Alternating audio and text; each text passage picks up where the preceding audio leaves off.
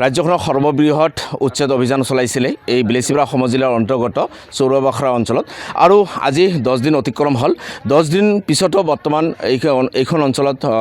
জনতাই এৰি দিয়া নাই তেওঁলোকৰ ভূমিসমূহ আৰু বৰ্তমান এক খুব দুখ লগা পৰিৱেশত বৰ্তমান তেওঁলোকে আছে যিসমূহ লোকক উচ্ছেদ কৰিছিলে তেওঁলোকৰ বাসসমূহ বা তেওঁলোকে কেনেকুৱা অৱস্থাত আছে মই কেমেৰা পাৰ্চন সতীতক মই দেখাবলৈ অনুৰোধ জনাইছোঁ এয়া আপোনালোকে দেখা পাইছে এইখনেই হৈছে বৰ্তমান চৌৰবাখৰাৰ এক সামগ্ৰিক পৰিৱেশ ওপৰত এখন তেৰপাল আৰু তলত তেওঁলোকৰ ভাত তেওঁলোকৰ খাই থকা এক দৃশ্য খুব দুখ লগা পৰিৱেশ খুব এটা দুখ লগা পৰিৱেশ আপোনালোকে নিশ্চয় দেখা পাইছে কেনেকুৱা অৱস্থাত তেওঁলোকে জীৱন যাপন কৰি আছে এই চৌৰবাখৰা অঞ্চলত গাঁওখনত এক সুন্দৰ পৰিৱেশ আছিলে কিন্তু ক'ব লাগিব যে এটা কথা এই আজি ৰাতিৰ আহাৰ বৰ্তমান বনাই আছে আৰু কোনোবাই হয়তো ইতিমধ্যে ৰাতিৰ আহাৰ বনাইছে কাৰণ বাৰিষাৰ কাল এটা কথা নিশ্চিতভাৱে ক'ব লাগিব যে আবেলি হ'লেই বৰ্তমান নামি পৰে কাল ধুমুহা বৰ্তমান যেহেতু বাৰিষাৰ কালত এনেকুৱা হয়তো বজ্ৰপাত পৰা পৰিলক্ষিত হৈছিলে আৰু তাৰ মাজতে কোন ল'ৰা ছোৱালীক লৈ পেলাই এই তেৰপালৰ তলত বসবাস কৰি আছে এই জনতা বা চৌৰবাখৰা অঞ্চলৰ উচ্ছেদিত ৰাইজ আপোনালোকে দেখা পাইছে যে এই যে ৰাতিৰ আহাৰ বনাই থকা হৈছে তেওঁলোকক বা ৰাতি তেওঁলোকে যে দুমুঠি ভাত খাব বা হয়তো এই কোন ল'ৰা ছোৱালীবিলাকক লৈ এই আজিৰ এই অত্যাধুনিক যুগত এপাত বিস্কুট খাই পেলাই হয়তো কণমানিসকলে দিন কটাইছে বা হয়তো ৰাতিৰ ভাত খাই বা হয়তো এমুঠি ভাত খাই পেলাই তেওঁলোকে হেৰি কৰিছে ৰন্ধা বঢ়া কৰি আছে বৰ্তমান চালে খুব এটা দুখ লগা পৰিৱেশ মানুহ এনেকৈ কেতিয়াও জীয়াই নাথাকে কাৰণ অন্ন বস্ত্ৰ আৰু বাসস্থান এই মৌলিক তেওঁলোকৰ যি তিনিটা বস্তু অবিহনে মানুহ কেতিয়া জীয়াই থাকিব নোৱাৰে এই কণমানিটো চালে এটা খুব দুখ লগা পৰিৱেশ কাৰণ এই কণমানিটো বুজি নাপায় ইয়াৰ আঁৰত কি ৰহস্য বা বৰ্তমান প্ৰশাসনৰ কি ব্যৱস্থা গ্ৰহণ কৰিছে তেওঁলোকে কাৰণ তেওঁলোকে একো বুজি নাপায় হয়তো গোটেই দিন লগনে থাকি এই সন্ধিয়াৰ ভাগত প্ৰায় সন্ধিয়া হওঁ পথত পৰিছে আৰু ৰাতি তেওঁলোকে দুমুঠি ভাতৰ কাৰণে তেওঁলোকে বৰ্তমান এক হাহাকাৰময় পৰিৱেশ সৃষ্টি কৰিছে কিন্তু দেখা গৈছে এটা কথা নিশ্চিতভাৱে ক'ব লাগিব হয়তো মাননীয় মুখ্যমন্ত্ৰী মহোদয়ে প্ৰায় সংবাদত জগতত কৈয়ে থাকে যে আমি বাংলাদেশী উচ্ছেদ কৰিমেই কিন্তু ইয়াতে এটা কথা প্ৰশ্ন হয় যে যদি বাংলাদেশী উচ্ছেদ কৰে বা হয়তো বাংলাদেশী উচ্ছেদ কৰাত কাৰো নিশ্চয় আপত্তি নাথাকিব কিন্তু এটা কথা নিশ্চিতভাৱে ক'ব লাগিব যে এইসকল লোকক বইজাৰ আলগা নামৰ এখন ঠাইত তেওঁলোকক ইতিমধ্যে স্থানান্তৰ কৰাৰ কাৰণে চৰকাৰে ভূমি দিয়া বুলি আমি ইতিমধ্যে শুনা পাইছোঁ আৰু প্ৰত্যেকটো উচ্ছেদিত লোকক 50,000 টকা দিয়াৰ কথা ইতিমধ্যে ঘোষণা কৰিছে কিন্তু যদি এওঁলোকে প্ৰকৃত বাংলাদেশী হয় তেনেহ'লে এই লোকসকলক কি কাৰণত বইজাৰ আলগাত স্থানান্তৰ কৰা হ'ল বা তেওঁলোকক 50,000 টকা দিয়াৰ যুক্তি ক'ত গতিকে এইটো এটা কথা ক'ব লাগিব নিশ্চয় মই যদি সম্ভৱপৰ হয় মই এই বয়োজ্যেষ্ঠ এজন ব্যক্তি বয়োজ্যেষ্ঠ এজন হয় আপুনি কিমান দিনৰ পৰা ইয়াতে থাকিলে হইল 60-70 বছৰ আপুনি ইয়াতে 60-70 বছৰ হয় নেকি তাৰ আগেৰও মানুষ আছে হয় ইয়াতে বসতি হ'বলৈ কিমান বছৰ হ'ল 70-80 হৈছে হয় ওরকম হয়েছে তার 70-80 বছর হয়েছে হয় তার পিছত আইসেও হয় 50-60 বছর হল আর কি হয় আপোনাৰ ঘৰ ভাঙি দিছে নেকি ভাঙি দিছে হাতে পাই ধৰছিলাম পেৰালিস হয় হাতে পাই ধৰছি তা ভাঙি দিছে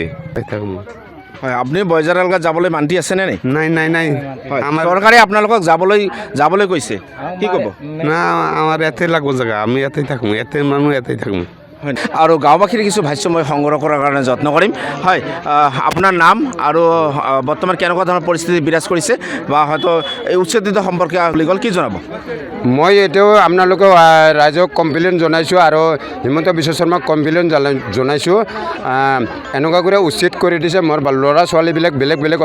আৰু যদি আপোনাৰ যদি বাংলাদেশী বুলি যদি কৈছে আপুনি বাংলাদেশী বুলি কৈছে তেনেহ'লে বাংলাদেশী যদি হয় তেনেহ'লে আপুনি 50,000 টকা কৰি কিয় দিলে এইটো লাগে আৰু বাংলাদেশী ক'ত আছে ক'ত নাছে আপুনি ভাল কৰি তদন্ত কৰি চাওক যদি বাংলাদেশী হয় যদি থাকে 10 মিনিটেৰ মধ্যে বাংলাদেশী ইয়াৰ পৰা আপোনাক ধৰি দিম এইটোই কথা আৰু আমাৰ যদি বাংলাদেশী নহয় তেনেহ'লে আপুনি কিয় ঘৰবিলাক ভাঙি দিলে আৰ যদি ঘৰবিলাক ভাঙি দিছে কিন্তু আমি এই চৌৰবাখৰা সন্তেশপুৰ চিৰাকুটাত আমি য'ত ঘৰ দুৱাৰবিলাক তুলি আছোঁ আমি তাতে থাকিম কতো নাযাম কিন্তু আমি ইয়াৰ মোর জন্ম ইয়ার মোর বাবা মরছে মোর মা মরছে মোর বেটা বেটি মরছে ইয়াতে সব কিছু দাফন কামন করছো ইয়াতে মাটি দিছোঁ কিন্তু ইয়াৰ পৰা আমি নাযাওঁ মোৰ চৰকাৰলৈ এটাই অনুৰোধ, আপোনালোকে এবাৰ নহয়,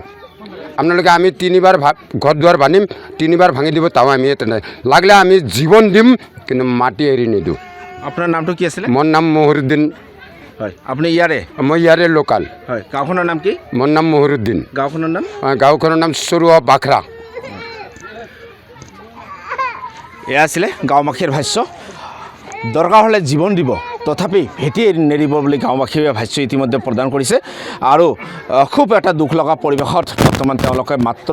এনেকুৱা প্ৰখৰ ৰ'দত মাত্ৰ মূৰৰ ওপৰত এখন তেৰপাল আৰু ৰাতি হ'লে আন্ধাৰত জীৱন কটাইছে এই চৰুৱা বাখৰা অঞ্চল। কিন্তু ক'ব লাগিব এটা কথা নিশ্চিতভাৱে যে যদিও তেওঁলোকৰ ঘৰ দুৱাৰ উচ্ছেদ কৰি দিছে, কিন্তু তেওঁলোকৰ যি ভেটি, তেওঁলোকে এই ভেটি কিন্তু এৰি দিয়া নাই এতিয়ালৈকে জনতাই। আৰু ইতিমধ্যে এইখন অঞ্চলত হয়তো ৰাজনৈতিক দলৰ বা দল সংগঠনে বিভিন্ন সময়ত অহা আমাৰ পৰিলক্ষিত হৈছে। আৰু ইতিমধ্যে মোৰ সন্মুখত মই দেখা পাইছোঁ যে এই অঞ্চলত ৰাইজৰ দলৰ কেন্দ্ৰীয় কমিটিৰ সাংগঠনিক সম্পাদক এইখন অঞ্চলত ইতিমধ্যে পদাৰ্পণ কৰিছে আৰু মই তেখেতৰ ভাষ্য কিছু সংগ্ৰহ কৰাৰ কাৰণে যত্ন কৰিম। বৰ্তমান যি পৰিৱেশ দেখা পাইছে, এয়া হৈছে বিলেচিপাৰা সমজিলাৰ অন্তৰ্গত চৰুৱা বাখৰা উচ্ছেদিত অঞ্চল। আৰু এই উচ্ছেদিত অঞ্চলখনত দেখা গৈছে এক খুব দুখ লগা পৰিৱেশ। তাৰ সামগ্ৰিক পৰিৱেশ নিশ্চয় DA নিউজ প্লাজৰ দৰ্শকক মই দেখুৱাই আছোঁ। বৰ্তমান দেখা গৈছে প্ৰত্যেকটো ভেটিতে তেৰপালেৰে হয়তো তেওঁলোকে বৰ্তমান আশ্ৰয় লৈ থকা আমাৰ পৰিলক্ষিত হৈছে। আৰু বৰ্তমান এই সন্ধিয়াৰ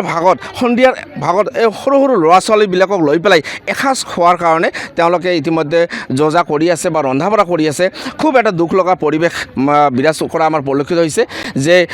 আজি হয়তো যিখন এটা খুব ভাল ঘৰ আছিলে আৰু এই ভাল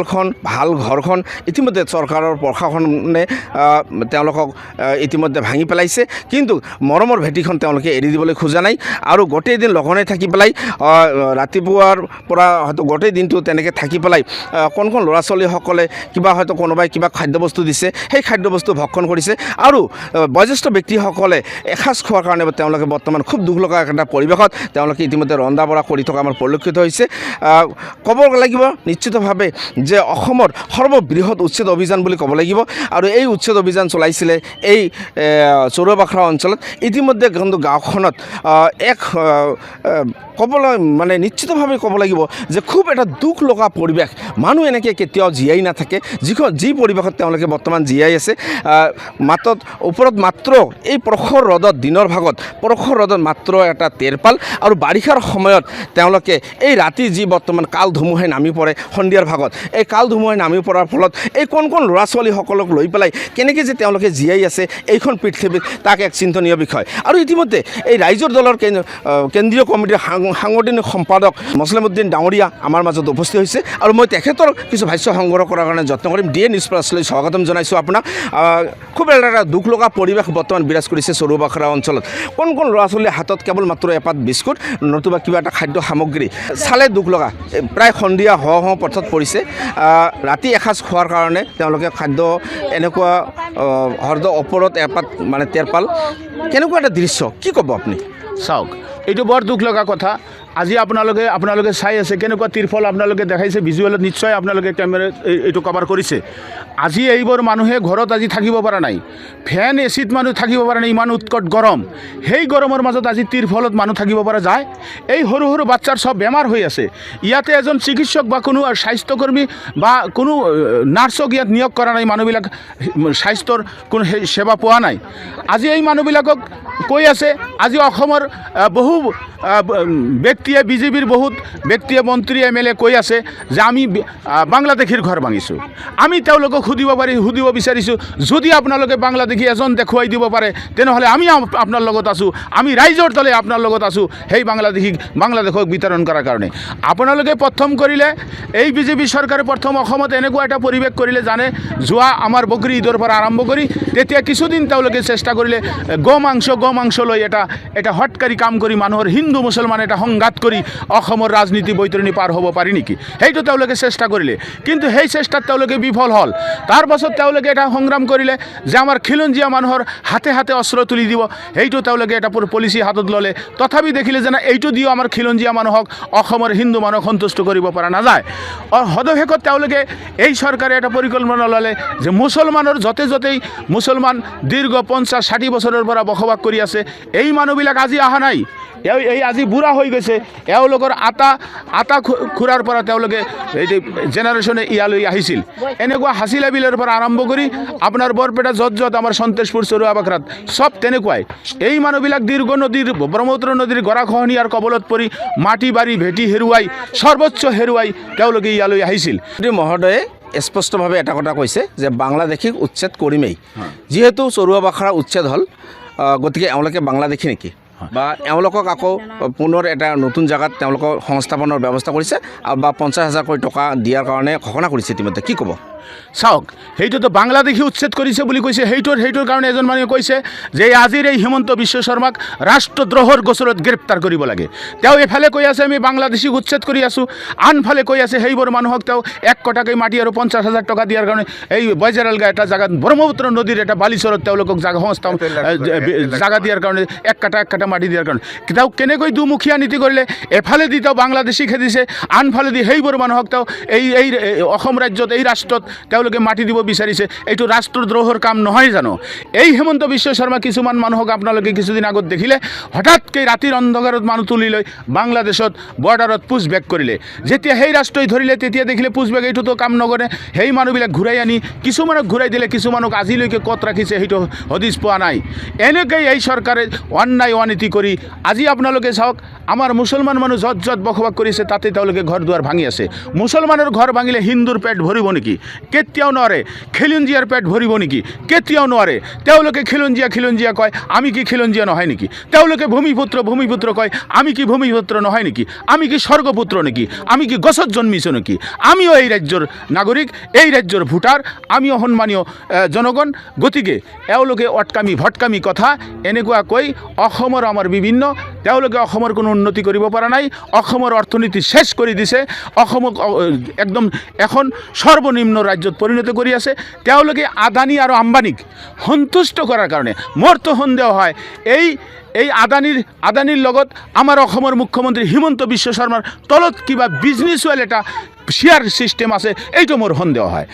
এইটো আমি অসমৰ ৰাইজে চাই আছে ইয়াৰ জবাব 2026 নিৰ্বাচনত উচিত জবাব দি বিজেপিক পৰাভূত কৰিব আপোনালোকে দেখিবলৈ পাব ধন্যবাদ